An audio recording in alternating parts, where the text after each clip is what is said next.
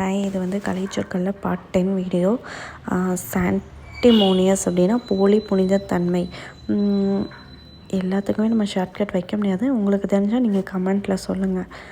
Second one வந்து சீமை அப்படின்னா நீங்கள் எப்படி யோசிக்கலாம், சீமியை வந்து சீனின்னு யோசிச்சுக்கோங்க.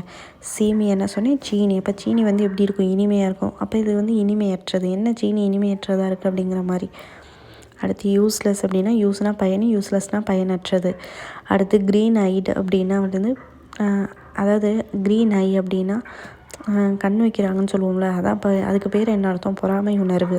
லாஃபிங் ஸ்டாக் அப்படின்னா லாஃபிங்னாலே நகைப்புன்னு சொல்லிட்டேன். எள்ளி நகையோட தக்கது. அடுத்து ஸ்டோனி ஹார்ட் அப்படின்னா என்ன, கல் மனம். டங் டைடு அப்படின்னா டங்கில் வந்து டைடுன்னு நீங்கள் டயர்ட் ஆகிடுச்சு, அப்போ பேச முடியுமா, பேச முடியாது, பேச்சற்ற நிலை. சி சேஞ்ச் அப்படின்னா கடல் அளவில் மாற்றம் ஏற்படுது. டவரிங் பேஷன் அப்படின்னா பேஷன் இல்லைன்னா பேஷன் யோசிச்சுக்கோங்க. மலையென பெருகும் ஆவல் திருகு. அதாவது டவர் வந்து எவ்வளோ பெருசு இருக்கும், மலை உயரத்திற்கு இருக்குமா, ஸோ மலையென பெருகும் ஆவல் திருகு. அடுத்து யோமேன் சர்வீஸ் அப்படின்னா பலன் நாடாத பெரும் பணி. யோமேன் ஒரு மேன் சர்வீஸ் பண்ணுறாங்க, அவங்களோட பணிக்கான பலன் அவங்களுக்கு நாடலைன்னா எவ்வளோ கஷ்டமாக இருக்கும், அந்த மாதிரி.